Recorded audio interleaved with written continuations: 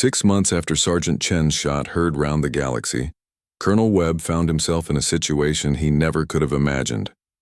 He stood in the war room of Galactic Command's most advanced military installation, surrounded by the greatest strategic minds of a dozen species, planning humanity's first independent deep space military operation.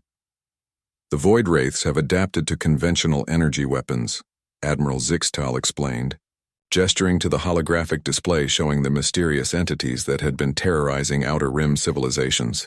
Our plasma cannons pass harmlessly through their dimensional phase forms. Psychic attacks cannot locate targets that exist partially outside normal spacetime. Webb studied the tactical data with professional interest. The Void Wraiths appeared to be some form of artificial intelligence that had learned to manipulate dimensional barriers, making them effectively immune to every weapon system in the galactic arsenal. They've destroyed 17 colonies in the past month, Commander Thiss reported, her energy form cycling through colors that Webb now recognized as frustration, mixed with determination. Each attack demonstrates increasing sophistication in their defensive adaptations.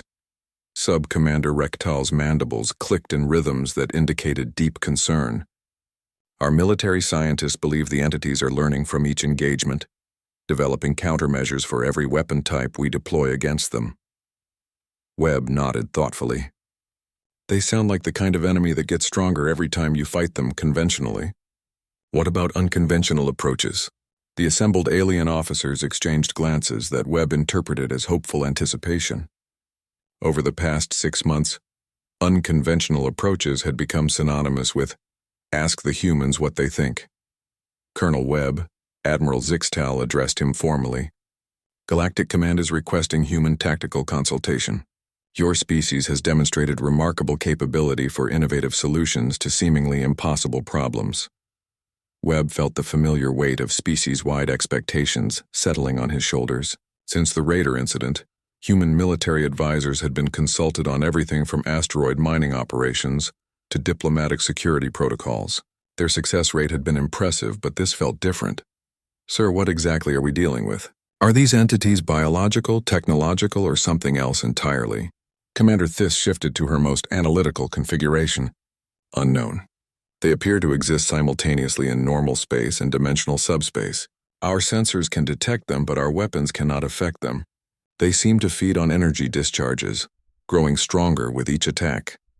Captain Park, who had been promoted to serve as Webb's senior tactical advisor, leaned forward to study the data more closely.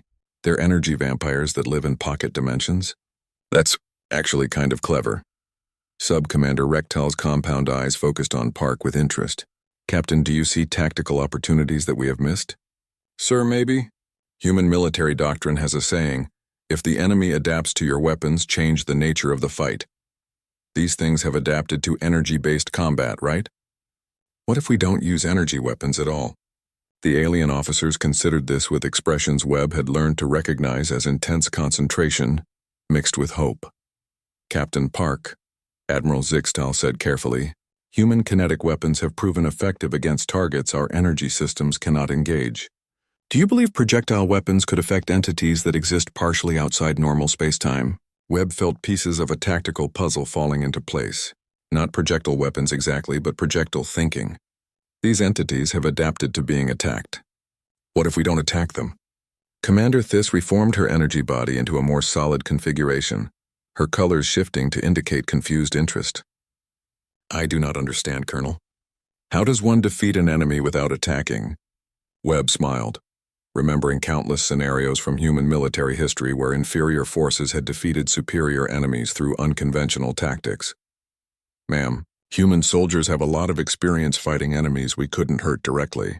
Sometimes the solution isn't to develop better weapons, it's to make the enemy's advantages irrelevant. Over the next week, Webb found himself leading the most unusual military planning session of his career. The combined intellectual resources of galactic civilization focused on a single question. How do you defeat an enemy that absorbs energy, exists in multiple dimensions, and learns from every conventional attack? The solution, when it finally emerged, was so fundamentally simple that every alien military scientist wondered why they hadn't thought of it themselves. Kinetic barriers, Webb explained to the assembled War Council. gesturing to holographic models of the proposed defense systems. Instead of trying to destroy the void wraiths, we contain them. The system was elegant in its primitive simplicity. Human engineers had designed massive nets made from depleted uranium cables, deployed using conventional rocket propulsion systems. When the void wraiths emerged from dimensional space to attack a colony, the nets would physically surround them in normal space-time. The entities cannot phase through solid matter while feeding on energy, Sub-Commander Rektal observed with growing excitement. Physical containment would trap them between dimensions. Commander Theis's energy form pulsed with colors indicating scientific appreciation. Once contained, they could be relocated to uninhabited space or studied for defensive countermeasures. The first test of human anti-void wraith tactics came 3 weeks later, when the entities attacked a Maloney mining operation in the Outer Rim. Webb watched from the command center as human-designed containment nets deployed around the dimensional predators with mechanical precision. The void wraiths, accustomed to absorbing energy weapons and growing stronger, found themselves trapped by simple physical barriers that their dimensional abilities couldn't overcome. Within hours, the entities were contained and transported to a research facility where Galactic scientists could study them safely. Remarkable, Admiral Zixtal observed as the successful operation concluded. Human tactical thinking has once again provided solutions that our advanced technology could not achieve. Webb felt a deep satisfaction as he watched the alien officers reviewing human military doctrine with genuine respect. The species that had once mocked their primitive weapons were now studying human tactical manuals as essential military literature. Admiral, Webb said, human military experience teaches us that the most sophisticated solution isn't always the most effective one. Sometimes you need to step back and think about the problem differently.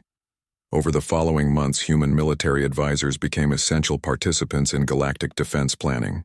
Their unconventional approaches provided solutions to challenges that conventional military thinking couldn't address.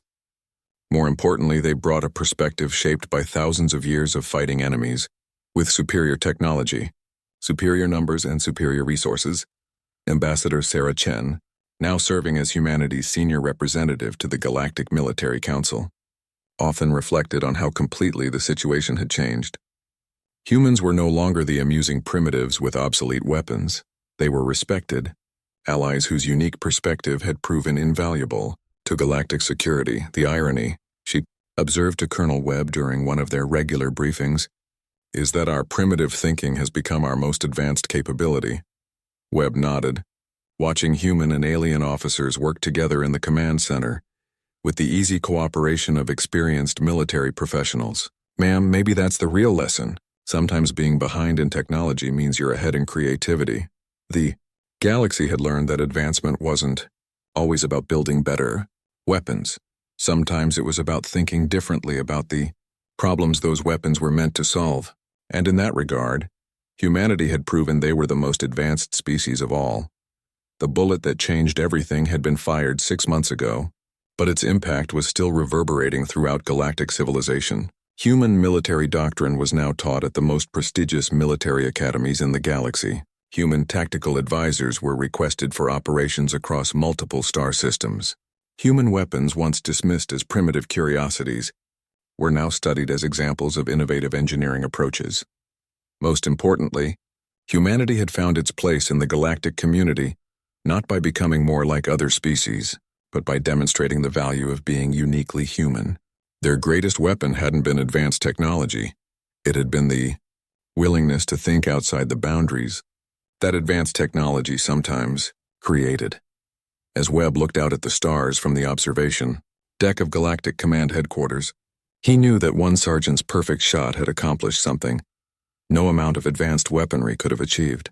It had proven that in a galaxy full of ancient civilizations and sophisticated technology, sometimes the most powerful force was a new perspective backed by the determination to prove everyone wrong. The mockery was over. The partnership had begun, and humanity was just getting started. The emergency session of the Galactic Command Council convened exactly 18 hours after Sergeant Chen's bullet disabled the Raider battlecruiser. Ambassador Sarah Chen stood once again before the crystalline podium where Fleet Admiral Zixtal presided. But the atmosphere in the Grand Chamber had changed completely. Gone were the polite dismissals and barely concealed amusement. The assembled alien delegates sat in attentive silence as Admiral Zixtal reviewed the tactical reports with what Sarah recognized as professional respect. The quantum field collapse was unprecedented, Admiral Zixtal announced to the chamber. Our finest theoretical physicists are still analyzing how a primitive kinetic weapon achieved results that our most advanced energy systems could not replicate, Commander Thiss materialized. At her designated platform, her energy form cycling through colors that Sarah's translator rendered as scientific excitement mixed with professional humility. Honorable Admiral, I must formally retract my previous assessment of human military capabilities. The tactical innovation demonstrated by Colonel Webb's forces represents thinking that our military doctrine had not considered.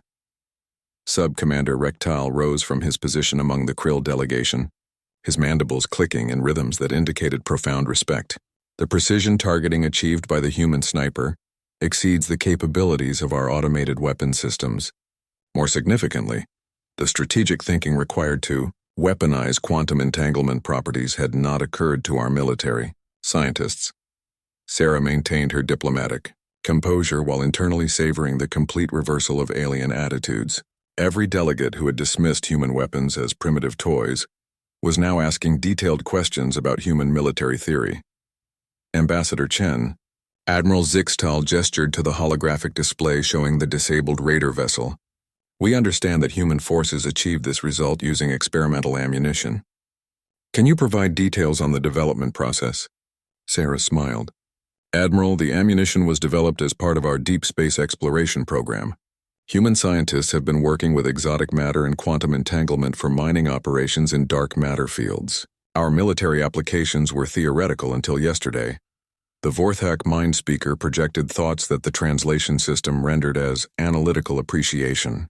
Humans approached quantum field manipulation from an industrial perspective rather than military doctrine. This explains why their solution was invisible to our strategic planning. The Luxari delegate, whose species had perfected energy manipulation millions of years ago, seemed particularly intrigued. The kinetic delivery system allowed pinpoint accuracy impossible with energy weapons. Our plasma beams would have scattered across quantum dimensional space, but solid projectiles followed predictable ballistic trajectories. Colonel Webb, who had been invited to provide technical testimony, stepped forward when Admiral Zixtal gestured for him to speak. Honorable delegates, human military development has always focused on solving problems with available resources. We've spent thousands of years learning to kill things that were bigger, stronger, and better equipped than we were. When you fought enemies with superior technology, you learned to find creative solutions.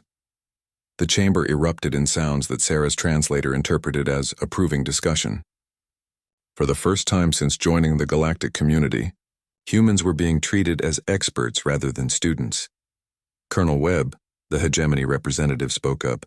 How many of these quantum destabilizing projectiles does your species possess? Webb exchanged a quick glance with Sarah before answering. Sir, we currently have limited supplies of the experimental ammunition. However, human industrial capacity could scale production significantly given proper resource allocation. Admiral Zixtal leaned forward, his four eyes focusing intently on the human delegation.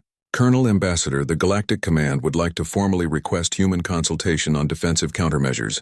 If your species can develop weapons that bypass quantum shielding, we must assume hostile forces could do the same.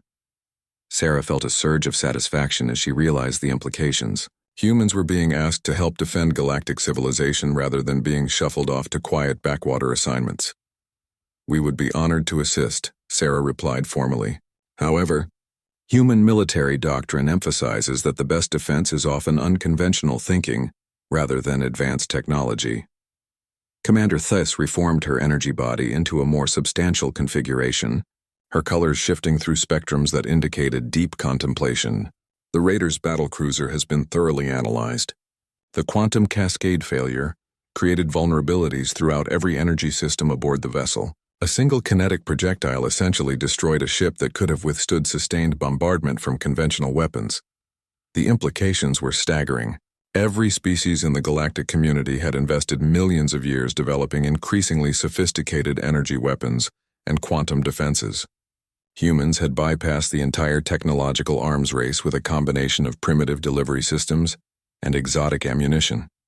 "Admiral," Sarah said, seizing the moment, "human forces would like to propose expanded cooperation beyond this incident. Our tactical approaches might prove valuable in other situations where conventional doctrine has reached limitations." Subcommander Rectal's compound eyes glittered with what Sarah interpreted as enthusiasm. "The Krill Military Command has already requested detailed analysis of human small unit tactics. Your Marines demonstrated three-dimensional maneuvering capabilities that our forces had not considered." The Vorthak mind speaker projected thoughts that carried undertones of professional admiration. "Human pilots achieved combat effectiveness in atmospheric aircraft adapted for space operations. Our tactical computers had calculated such missions as impossible."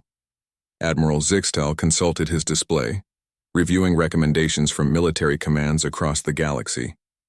"The Council has received requests from 17 different species for human military consultation. It appears that your primitive approaches offer solutions to problems that advanced technology cannot address." Sarah allowed herself a moment of quiet triumph. 6 months ago, humans had been relegated to ceremonial guard duty in forgotten sectors. Now they were being recognized as tactical innovators whose unconventional thinking could benefit the entire galactic community. "However," Admiral Zixtal continued, his tone becoming more serious, "the incident has also revealed significant vulnerabilities in our defensive strategies. If human experimental weapons can disable quantum shielding, hostile forces may develop similar capabilities." Colonel Webb nodded grimly. "Sir, human military history teaches us that every advancement in offensive capability eventually leads to defensive countermeasures. The balance between weapons and armor has driven technological development throughout our species' existence."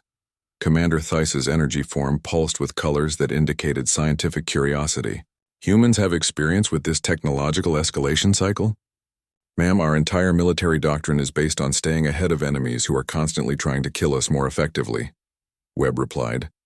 "Innovation isn't optional, it's survival." The chamber fell silent as the alien delegates contemplated the implications. Species that had achieved technological superiority millions of years ago had grown accustomed to stable, predictable military capabilities. Humans brought the unsettling reminder that warfare was fundamentally about adaptation and innovation, rather than technological superiority. Admiral Zixtal made notes on his display before addressing the chamber again. "The Galactic Command hereby formally recognizes human military forces as full partners in galactic defense operations.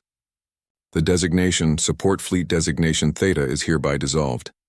Sarah felt her diplomatic training suppress the urge to smile triumphantly. Instead, she maintained her professional demeanor while internally celebrating humanity's transformation from comic relief to respected allies. "Admiral, human forces are prepared to serve wherever the galactic community requires our capabilities." "Indeed," Admiral Zixtal replied, his voice carrying newfound respect. "We suspect that human capabilities will prove essential in challenges we have not yet anticipated." As the session concluded and delegates began filing out of the chamber, Sarah heard fragments of conversation that would have been impossible 6 months earlier. "Remarkable tactical innovation. We should study their training, methods. Perhaps primitive approaches have advantages we overlooked." The mockery had been replaced by professional respect, and Sarah knew that one bullet had fundamentally changed humanity's place in the galaxy. The question now was whether they could live up to their new reputation.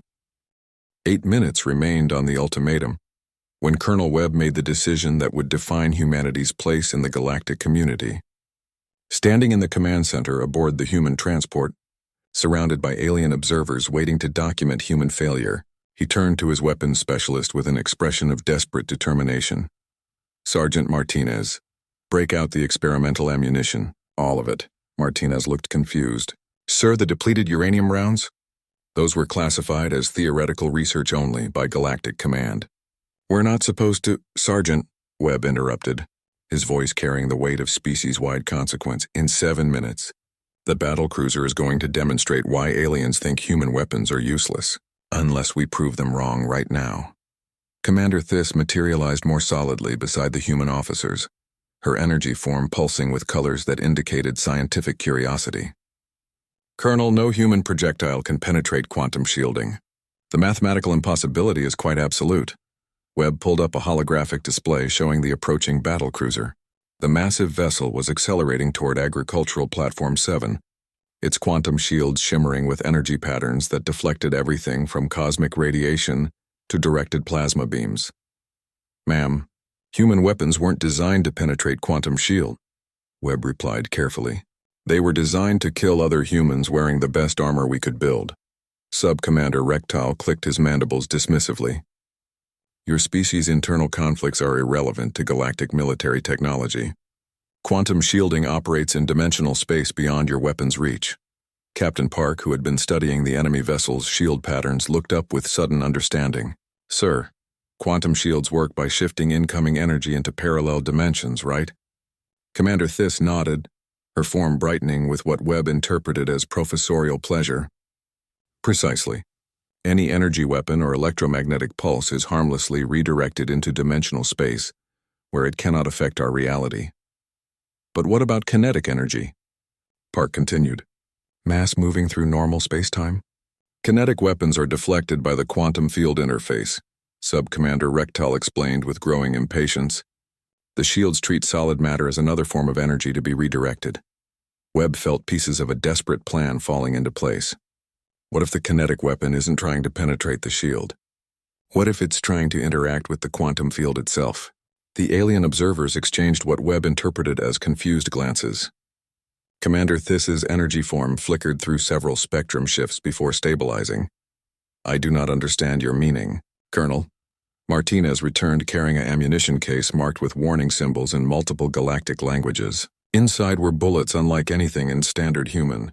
Arsenals, depleted uranium cores wrapped in exotic matter, harvested from human. Deep space mining operations. Experimental. Ammunition designed for hunting dark matter entities, Webb explained, watching the aliens' reactions carefully. Each bullet contains trace amounts of quantum-entangled particles. Sub-Commander Rectile's compound eyes widened with what looked like genuine alarm. Those particles would destabilize quantum field generators. Only if they made contact, Commander Thiss added quickly, which is impossible because the shields will deflect them into dimensional space. Webb smiled grimly. Unless the particles are already quantum entangled with matter in dimensional space. The implications hit the alien observers simultaneously. Commander Thiss's energy form flared with sudden understanding while Sub-Commander Rectile's mandibles clicked in rapid calculation. The quantum entanglement would create feedback. Loops in the shield matrix, Thiss realized. But human weapons lack the precision to target specific quantum frequencies. Webb turned to his sniper specialist, Staff Sergeant Kim Chen, no relation to Ambassador Chen, who had been quietly assembling her rifle throughout the conversation. The weapon looked primitive by galactic standards, a long-barreled precision instrument designed for extreme range accuracy in atmospheric conditions. Sergeant Chen, range to target? 43,000 kilometers in closing, sir. Wind speed 0, gravity constant, no atmospheric interference. She paused, checking her calculations. I can put a round anywhere on that ship you want.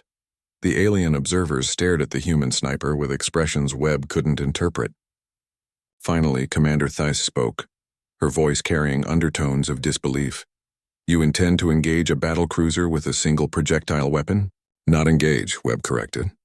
Disable. Sergeant Chen is going to put one bullet exactly where it needs to go.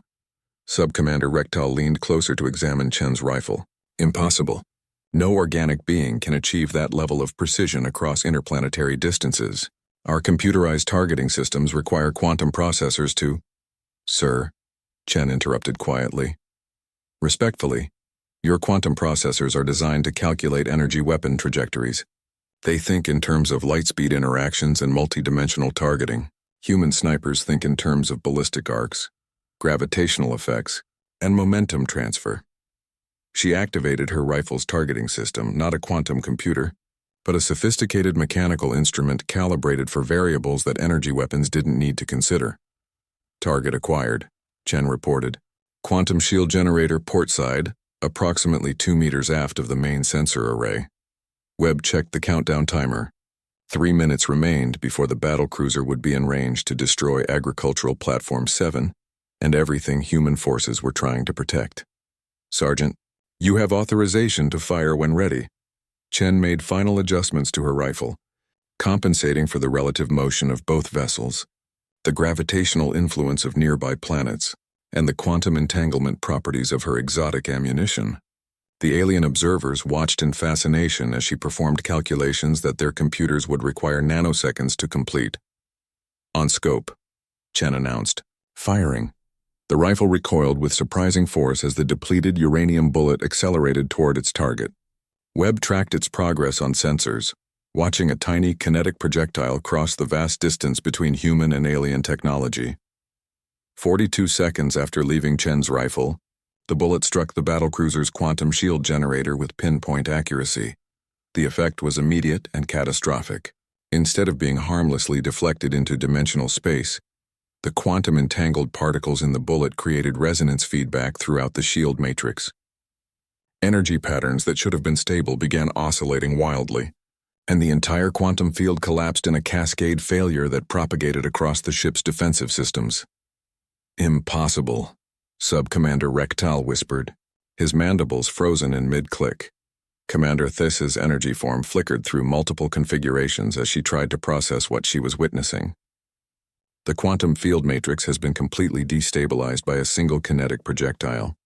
On the tactical display, the massive battlecruiser was dead in space, its shields down, its weapons offline, and its propulsion systems failing as the quantum cascade spread through every energy system aboard the vessel.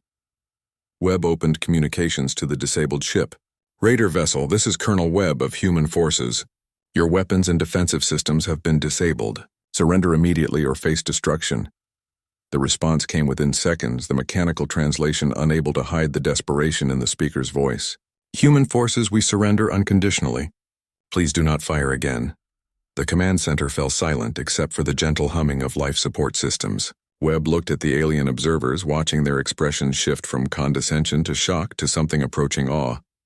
"One bullet," he said quietly. "That's all it took to change everything."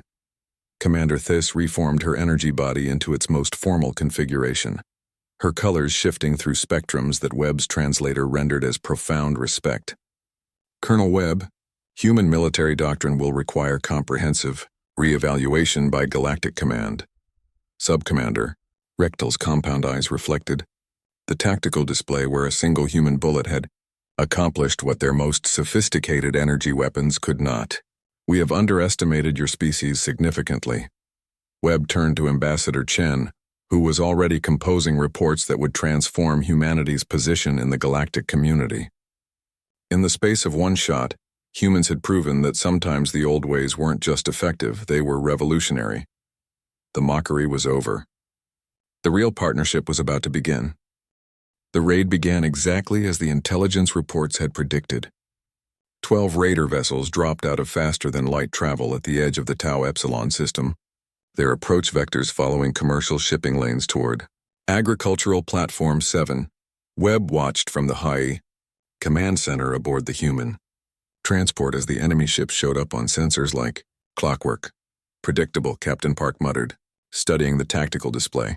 "Same formation they've used in the last 6 attacks. Lead vessel flanked by 2 wings of fighter escorts." Commander Thiss materialized beside the human officers, her energy form flickering with what Webb had learned to recognize as anticipation. "The raiders are using standard Krill attack craft. Their plasma cannons will overwhelm any primitive defenses within minutes." Webb nodded toward his communications officer. "Signal all human units. Operation begins now." The first phase of the human response was designed to test alien assumptions about their capabilities. 2 squads of human Marines in powered armor launched from concealed positions around Agricultural Platform 7, using small maneuvering thrusters to intercept the raiders in open space. Sub-Commander Rectal's mandibles clicked with amusement as he watched the human soldiers appear on sensors. Sending infantry against space combat vessels. This should demonstrate the futility of primitive tactics quite effectively. The lead raider vessel opened fire immediately, brilliant plasma beams lancing through space toward the approaching human soldiers. The energy weapons tracked their targets with deadly precision, each shot designed to vaporize anything it touched. The beams passed harmlessly through empty space. Impossible. Sub-Commander Rectal leaned closer to the sensor display. The targeting system should have achieved multiple kills. Captain Park smiled grimly.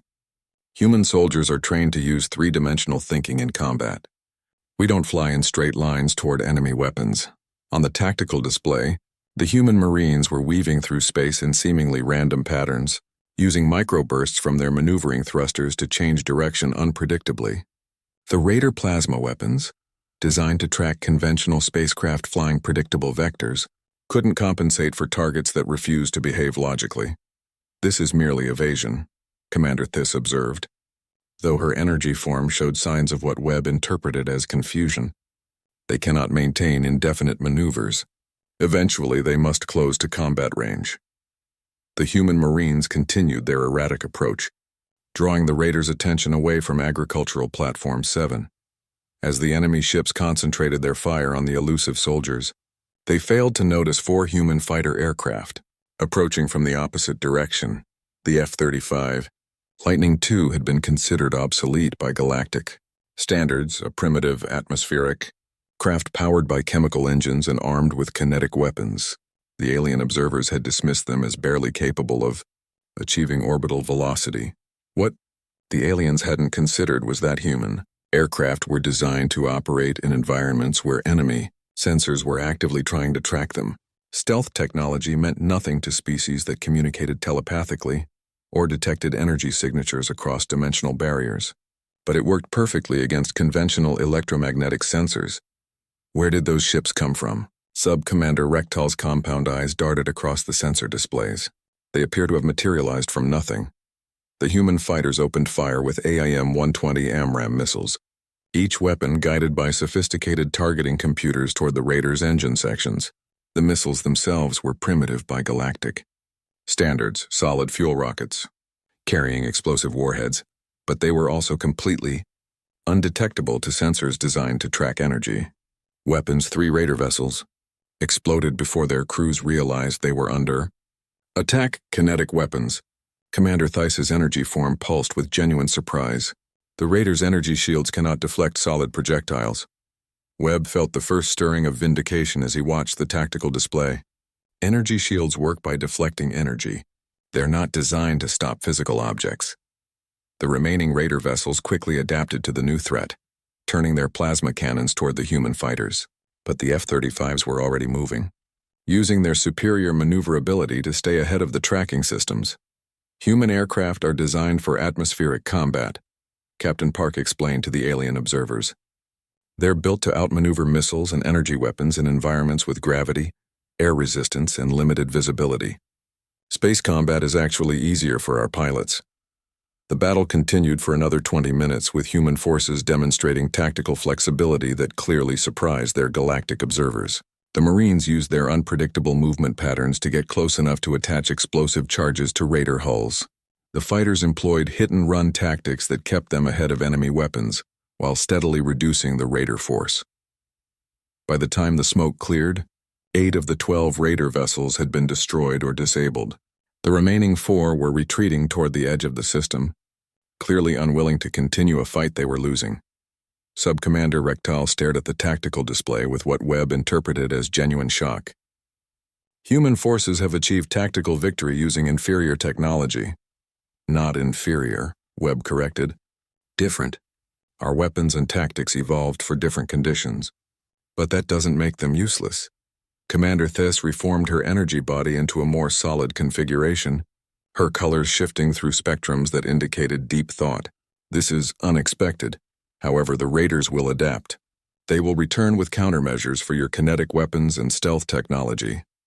Ambassador Chen, who had been monitoring communications from the Maloney, looked up with a concerned expression. Actually, they're not retreating. The surviving Raiders are regrouping at the edge of the system. Webb felt his satisfaction evaporate as new contacts appeared on the sensor display. The 4 surviving Raider vessels had rendezvoused with a much larger ship, something the size of a battlecruiser. Now we have a problem, Captain Park muttered, studying the new sensor readings. That's not a Raider vessel. That's military-grade hardware. Sub-Commander Rectal's mandibles clicked rapidly as he examined the data.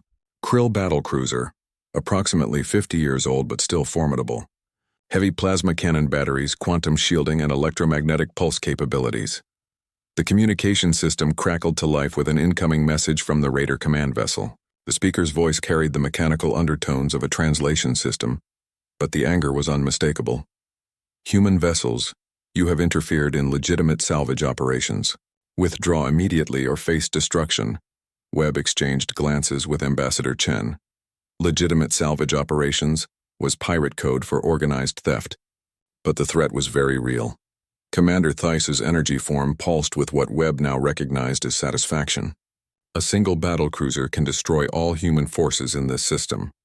Your kinetic weapons cannot penetrate quantum shielding, and your aircraft cannot survive electromagnetic pulse attacks.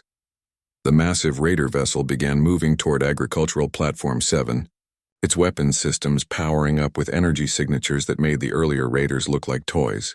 Webb realized with growing dread that human tactics and weapons, successful against lightly armed pirates, were completely inadequate against military-grade opposition. "Sir," his communications officer reported, "the battlecruiser is demanding complete surrender of all human forces.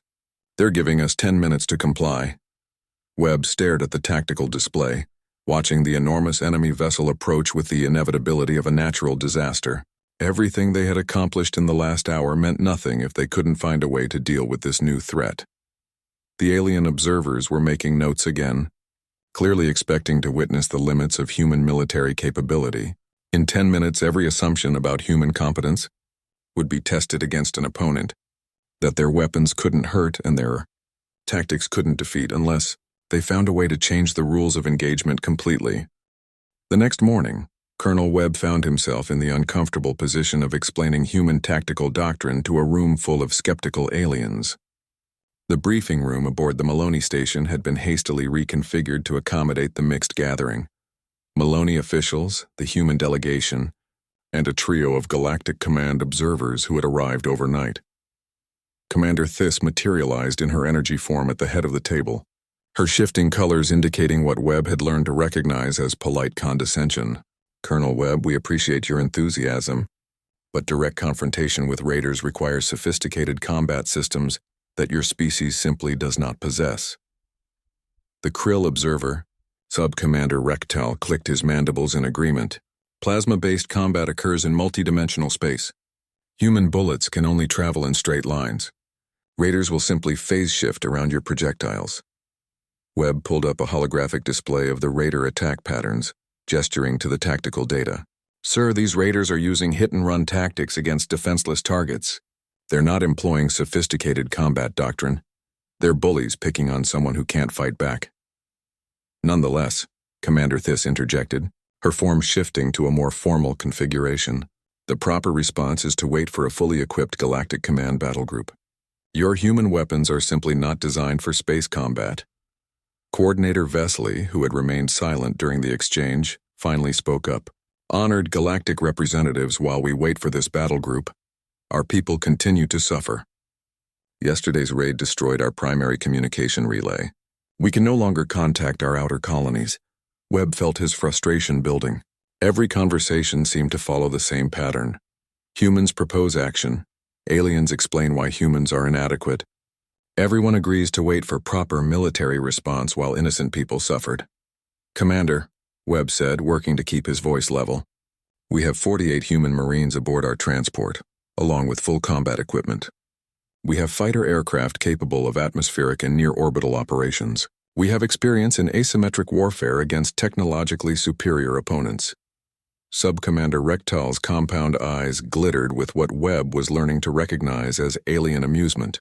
"Colonel, your fighter aircraft are atmospheric vehicles designed for primitive air-breathing engines. Space combat requires energy shielding, quantum maneuvering systems, and plasma weaponry. Your machines will be destroyed before they can engage." Captain Park, who had been quietly studying the tactical displays, cleared her throat. "Sir, if I may?" She gestured to the Raider attack data. "These aren't sophisticated military operations. Look at their approach vectors. They're using standard commercial shipping lanes, not military attack patterns. Their timing is predictable. Their formations are basic, and they're retreating the moment they encounter any resistance." Commander Theiss pulsed with colors that Webb's translator rendered as skeptical interest. "What is your point, Captain?" "They're not expecting military resistance," Park continued. "They've been attacking a peaceful civilization with no defensive capabilities. They've gotten lazy and overconfident." Webb nodded, beginning to see where Park was going with her analysis. "These raiders have never faced human military doctrine. They don't know our capabilities or limitations." "Because you have no relevant capabilities," Sub-Commander Rectal clicked dismissively. "Your species throws metal projectiles and hopes for favorable outcomes. This is not warfare. This is barely organized violence." Ambassador Chen, who had been taking notes during the exchange, looked up with an expression Webb recognized as dangerous. "Sub-Commander, with respect, human military history spans thousands of years of continuous warfare. We've developed tactics for fighting opponents with superior technology, superior numbers, and superior resources. Sometimes the primitive approach works precisely because it's unexpected." The Krill officer's mandibles clicked in what might have been laughter. "Ambassador, your species discovered gunpowder when ours were building stellar fortresses. Your most advanced weapons are inferior to training equipment used by our children." "That may be true," Chen replied evenly, "but our children don't learn combat tactics by practicing against defenseless targets." An uncomfortable silence settled over the briefing room. Finally, Coordinator Vesely spoke again, his voice carrying the weight of desperation. "Honored representatives, while you debate the sophistication of various military doctrines, my people are dying. Not quickly in glorious battle, but slowly as our supply lines are cut and our communities are isolated. We need help now, not in several months when proper procedures have been followed." Webb made a decision that would probably end his military career. "Coordinator, if you formally request immediate assistance from human forces, we can begin defensive operations within 6 hours. Commander Thiss's energy form flared with alarm. "Colonel, you are not authorized to engage in independent military action. Galactic Command protocols require." "Galactic Command protocols are designed for conflicts between major powers," Webb interrupted. "This is a law enforcement action against pirates. Different rules apply." Sub-Commander Rectal leaned forward, his alien features conveying what Webb interpreted as predatory interest. "Are you suggesting that human forces can succeed where proper military doctrine would require months of preparation?" The challenge in the alien's voice was unmistakable. Webb realized he had just been maneuvered into a position where human competence was being publicly questioned. If they failed, it would confirm everything the galactic community believed about human inadequacy. "I'm suggesting that human forces are capable of protecting innocent civilians from raiders using obsolete equipment and predictable tactics," Webb replied carefully. "Very well." Commander Thiss materialized more solidly, her energy form taking on an almost crystalline appearance. "The Galactic Command observers will monitor your operation. When it fails, we will have valuable data on human tactical limitations." Coordinator Vesely looked back and forth between the human and alien delegations. Clearly sensing undercurrents he didn't fully understand. "You will help us?" Webb nodded. "We'll help you, Coordinator. My people don't abandon their friends." Over the next 4 hours, Webb found himself coordinating the most unconventional military operation of his career. The Maloney provided detailed intelligence on raider movements, shipping schedules, and potential target locations. The aliens provided running commentary on everything humans were doing wrong. "Your fighters require external fuel supplies," Sub-Commander Rectal observed, as human technicians began preparing the aircraft. "Modern military vessels draw energy directly from quantum vacuum fluctuations." "Your soldiers carry physical ammunition," Commander Theiss noted while watching Marines check their weapons. "Each bullet represents finite resources that can be depleted. Energy weapons have unlimited ammunition capacity. Your communication systems rely on electromagnetic radiation," the Hegemony observer added. "Any competent opponent will jam those frequencies immediately." Webb endured the commentary while focusing on tactical preparations. The raiders typically struck during the local system's night cycle, when traffic was lightest and response times slowest. Human intelligence suggested the next attack would target one of the outer agricultural platforms. "Sir," Sergeant Rodriguez approached with her squad's equipment status. "The energy weapons are still not responding properly. Half of them won't fire at all and the others seem to have a mind of their own." Webb looked at the Galactic Command weapons scattered around the preparation area. After 3 weeks of training, his people still couldn't operate them reliably. The alien observers had explained this as evidence of human mental inadequacy, but Webb was beginning to suspect deliberate sabotage disguised as technological incompatibility. "Sergeant, break out the human weapons. Full combat loadout." Rodriguez's eyes lit up with relief. "Sir, yes, sir." The real guns. As human soldiers began checking their familiar equipment, assault rifles, sniper rifles, portable missile launchers, and ammunition that actually worked when the trigger was pulled. Webb noticed the alien observers taking detailed notes. "This should be educational." Sub-Commander Rectal clicked to Commander This. "We will finally see how primitive kinetic weapons perform against modern raiders, Captain." Park approached with the latest intelligence update. "Sir, Maloney sensors are tracking 12 vessels approaching the outer system. Standard raider formation moving toward Agricultural Platform 7. Webb nodded grimly. In 6 hours, human military doctrine would be tested against galactic expectations.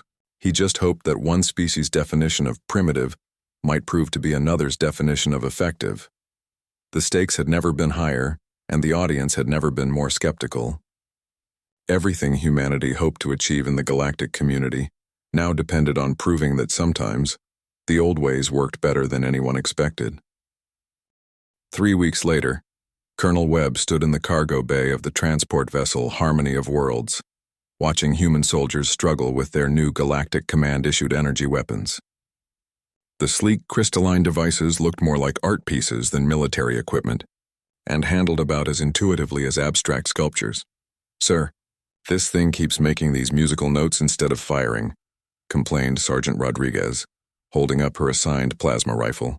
True to her words, the weapon emitted a gentle chiming sound as she manipulated what she assumed was the trigger mechanism. Captain Lisa Park approached with her own energy weapon, its surface flickering with unstable light patterns. "The Luxari technician told me it's singing to attune itself to my biorhythms. Apparently it needs to harmonize with my life force before it will work properly." Webb suppressed a sigh. The last 3 weeks had been an education in galactic condescension, disguised as helpful orientation. Every training session felt more like a remedial course designed for particularly slow children. The Krill weapons instructor, Zaketh, had explained human inadequacy with the patience of someone teaching pet tricks. "Human neural patterns are too simple for proper weapon interface," he had clicked in his mechanical translation. "Energy weapons require sophisticated mental coordination that your species may develop in several thousand years of evolution." The Vorthak psychic combat specialist had been even more direct. "Humans think in straight lines. Energy combat requires multi-dimensional consciousness. Your minds are like flat drawings trying to comprehend sculpture." Even the supposedly encouraging hegemony liaison, Commander Reltok, had offered advice that stung. "Do not feel inadequate. Many primitive species eventually adapt to civilized warfare. The key is accepting your limitations and working within them." Sarah Chen emerged from the transport's command section, her expression carefully neutral. Over the past weeks, Webb had learned to read the subtle signs of her diplomatic frustration. The slightly raised eyebrows, the fractional tightening around her eyes. "Briefing in 5 minutes," she announced to the assembled humans. "We're approaching our first assignment." The human contingent gathered in the ship's briefing room, a space designed for multiple species but somehow making everyone feel slightly uncomfortable. The chairs were the wrong height, the lighting spectrum slightly off, and the air carried the metallic taste of recycled atmosphere. Ambassador Chen activated the holographic display, showing a star system with 3 inhabited planets. Tau Epsilon system. Primary inhabitants are the Maloney, a peaceful trading species that's been having problems with raiders. Webb studied the tactical display. The Maloney appeared to be humanoid but smaller, with large eyes and delicate bone structure. Their cities looked like clusters of glass bubbles connected by gossamer bridges. "The raiders are using old Krill attack craft," Chen continued. "Nothing sophisticated, essentially pirates using outdated equipment. The Maloney requested Galactic command assistance, but it's considered such a minor threat that we're the only response being sent." Sergeant Rodriguez raised her hand. "Ma'am, what's our actual mission? Are we supposed to engage these raiders?" "Officially, we're here to observe and report," Chen replied with barely concealed irony. Admiral Zixtal made it clear that humans are not expected to handle the situation independently. We're to gather intelligence and request proper military support if needed. Captain Park frowned. So we're basically an early warning system. The hegemony believes one properly equipped squadron could handle the entire raider problem, Chen explained. They expect us to confirm the threat level and then step aside while real military forces deal with it. Webb felt his frustration building again. Every assignment seemed designed to emphasize human inadequacy. What about the Maloney? How long do they have to wait while we observe and report? Chen's expression softened slightly. The raids have been getting worse. Last attack destroyed one of their farming platforms. No casualties, but their food production is down 15%. The transport shuddered slightly as it dropped out of faster-than-light travel. Through the viewports, the Tau Epsilon system spread out before them. A yellow star with 3 worlds orbiting in the habitable zone, surrounded by the familiar debris patterns of heavy commercial traffic. A communication request chimed through the ship's systems. The main screen flickered to life, showing a Maloney face, large dark eyes, pale blue skin, and features that somehow managed to convey both intelligence and vulnerability. Galactic Command Vessel, this is Coordinator Vesely of the Maloney Trade Council. We are grateful for your response to our assistance request. Chen stepped forward. Coordinator, I am Ambassador Sarah Chen of the Human Delegation. We are here to assess the situation and provide what aid we can. The Maloney's expression brightened noticeably. Humans, we have heard much about your species. Please come aboard our station. We have much to discuss. As the transport maneuvered toward the Maloney orbital station, Webb found himself studying the local traffic patterns. Sleek trading vessels moved between the planets in organized streams, but he could see gaps in the pattern. Routes that should have been active but showed no movement. They are afraid to travel certain shipping lanes, he observed to Captain Park. Look, at the traffic density around the outer planet. Should be much heavier for a system this size. Park nodded. Raiders probably hitting ships along the less traveled routes. Classic piracy tactics. The Maloney station was a work of art as much as engineering. Flowing organic curves integrated with crystalline structures. The whole complex rotating slowly to provide artificial gravity. As their shuttle approached the docking bay, Webb noted the absence of defensive structures. No weapons emplacements, he murmured to Sarah. No shield generators. No patrol craft. They really are completely peaceful. The docking bay was filled with Maloney of various sizes, all gathering to meet their galactic protectors. Webb felt a familiar weight settle in his stomach as he realized these beings were looking at the human delegation with hope and expectation. Coordinator Vasily met them at the airlock, accompanied by several other Maloney officials. Their leader stood barely 5 feet tall, but carried himself with the dignity of someone accustomed to responsibility. Ambassador Chen, we cannot express our gratitude sufficiently. The raiders have become increasingly bold. Yesterday they attacked a medical transport carrying supplies to our outer colonies. Sarah's expression hardened. Were there casualties? None, thankfully. But they destroyed the medical supplies and damaged the transport beyond repair. Our people on the outer worlds are now without essential medicines. As they toured the station, the scope of the problem became clear. The Maloney had never developed military technology. Their society had evolved along purely peaceful lines for thousands of years. The concept of deliberately harming others for profit was almost incomprehensible to them. We have sent detailed reports to Galactic Command, Vesely explained as they entered the station's command center. But we have been told that military response will require several months of bureaucratic processing. Webb exchanged glances with Sarah. Several months would leave the Maloney completely vulnerable to escalating attacks. The raiders appear to be testing our defenses, another Maloney official reported. Each attack comes closer to our populated areas. We believe they are preparing for a major assault. Through the command center's massive viewport, Webb could see one of the Maloney's agricultural platforms in the distance, a delicate structure of interconnected growing chambers that looked like it could be destroyed by a strong wind, much less military-grade weapons. Coordinator, Sarah said carefully. What do you know about these raiders' capabilities? Vesely activated a holographic display showing recorded images of the attacking craft. Webb recognized them immediately. Old krill design, probably 50 years obsolete by galactic standards. Fast, lightly armored, armed with basic plasma cannons. They carry approximately 12 fighters, Vasily explained, led by a larger command vessel. They strike quickly and retreat before any response can be organized. Sarah was quiet for a long moment, clearly running calculations in her head. Finally, she turned to Webb with an expression he had learned to recognize. She was about to make a decision that would probably get them both in trouble. "Colonel," she said formally, "in your professional military opinion, how would you assess this threat?" Webb looked at the tactical data again, then at the hopeful faces of the Maloney delegation. He thought about human weapons gathering dust in their transport's cargo hold. "Officially relegated to ceremonial purposes." "Ma'am," he replied carefully, "I believe this situation requires immediate attention.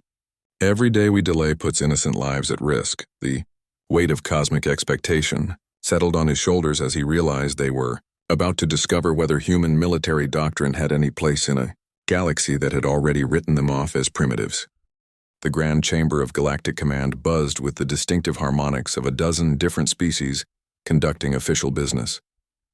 Ambassador Sarah Chen stood at attention before the crystalline podium where Fleet Admiral Zixtal of the Hegemony presided, his 6 arms moving in practiced gestures as he reviewed the latest applications for military integration. "Humans," the Admiral pronounced, his voice carrying the metallic undertone common to his species. "Species designation 7731, recently achieved faster-than-light travel, requesting full military cooperation status." His 4 eyes shifted across the datapad with what Sarah had learned to recognize as barely concealed amusement. The chamber fell silent except for the gentle thrumming of the environmental systems. Representatives from the major galactic powers, the energy-wielding Luxari, the telepathic Vorthak Collective, and the technologically superior Krill, all turned their attention to the human delegation. "Your species shows promise in several areas," Admiral Zixtal continued, consulting his notes. "Exceptional problem-solving abilities, remarkable adaptability, and an unusual capacity for cooperation despite your obvious biological limitations." Several aliens in the gallery made sounds that Sarah's translator rendered as polite agreement. However, the Admiral's tone shifted, becoming more formal. "Your military technology presents certain concerns." Sarah felt her jaw tighten, but maintained her diplomatic composure.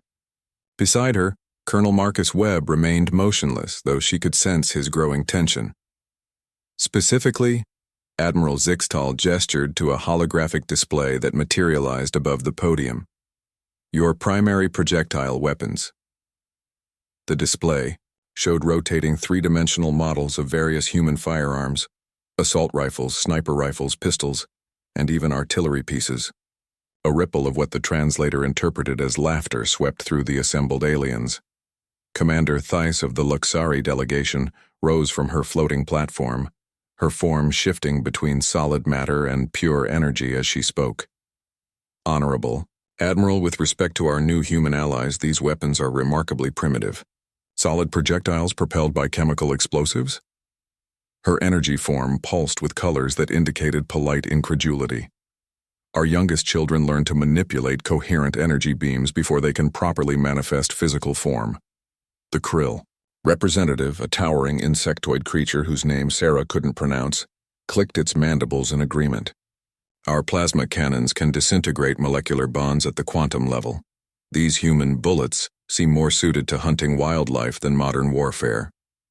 Sarah watched as more examples of human weaponry appeared in the hologram. Tanks, fighter jets, naval destroyers. Each one drew more amused commentary from the gallery. "The missiles are particularly quaint," observed a Vorthak mind speaker, its thoughts translated directly into audible words. "Physical warheads that must actually travel through space to reach their targets. Our psychic bombardment can strike anywhere our minds can reach, faster than light itself." Admiral Zixtal raised one of his hands for silence. "The Galactic Command recognizes that different species develop along different technological paths. We do not seek to judge, merely to understand the practical applications of human military doctrine in modern galactic conflicts." Colonel Webb stepped forward slightly, his movement precise and controlled. Sarah knew him well enough to recognize the signs of his growing frustration, but his voice remained perfectly level. "Admiral, members of the Council, we appreciate the opportunity to demonstrate our capabilities. While our weapons may appear primitive by galactic standards, we've found them to be highly effective within their operational parameters." This statement prompted another wave of alien amusement. A delegate from a species Sarah didn't recognize made a sound like wind chimes in a hurricane, which the translator rendered as uncontrollable laughter. "Effective?" Commander Thiss materialized more solidly, her energy form taking on a distinctly patronizing hue. "Colonel Webb, our energy weapons can adjust their frequency to penetrate any known shielding technology. They can strike multiple targets simultaneously and never require physical ammunition. What possible advantage could launching metal projectiles offer?" Webb's response was carefully measured. "Ma'am, human weapons have served us well in our development. We've refined them over thousands of years of continuous warfare. They're reliable, simple to maintain, and versatile in application."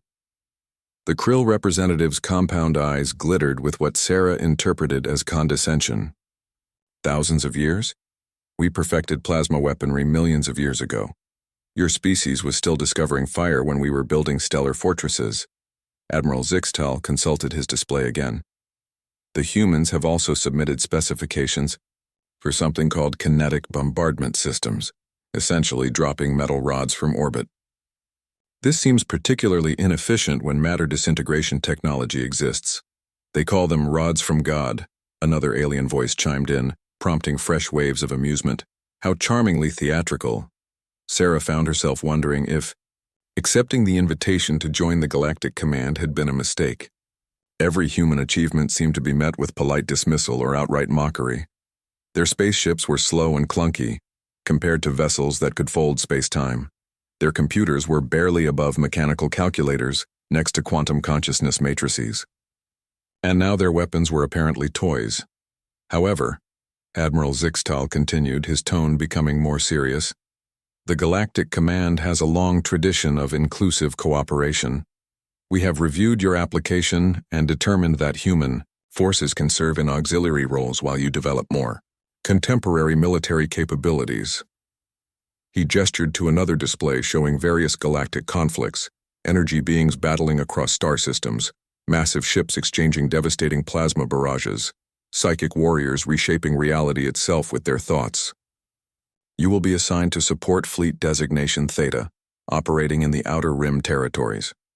These are generally peaceful sectors requiring minimal force projection. It will provide excellent opportunities for human forces to observe and learn from established galactic military doctrine." Sarah recognized a consolation prize when she heard one. They were being sent to the galactic equivalent of guard duty at a quiet museum. "Your human firearms," Admiral Zixtal made the word sound like an exotic curiosity, "will be permitted for ceremonial purposes and training exercises. For actual combat situations, you will be equipped with standard Galactic Command energy weapons, appropriate to your technological development level." Colonel Webb's jaw worked silently for a moment before he responded. "We appreciate the opportunity to serve, Admiral. We look forward to proving our worth to the galactic community." "Indeed," Admiral Zixtal replied with what Sarah was certain was amusement. "I'm sure your species will find its proper place in the cosmic order." Meeting adjourned. As the various alien delegations filed out of the chamber, Sarah heard fragments of conversation that the translator dutifully converted to human language. "Amusing little species. Did you see their tanks? Adorable. At least they'll be safely tucked away in the Outer Rim." Sarah and Colonel Webb walked in silence toward the exit, the weight of cosmic insignificance settling heavily on their shoulders. Neither of them could have imagined that within 6 months, one small piece of human metal would forever change how the galaxy viewed their species.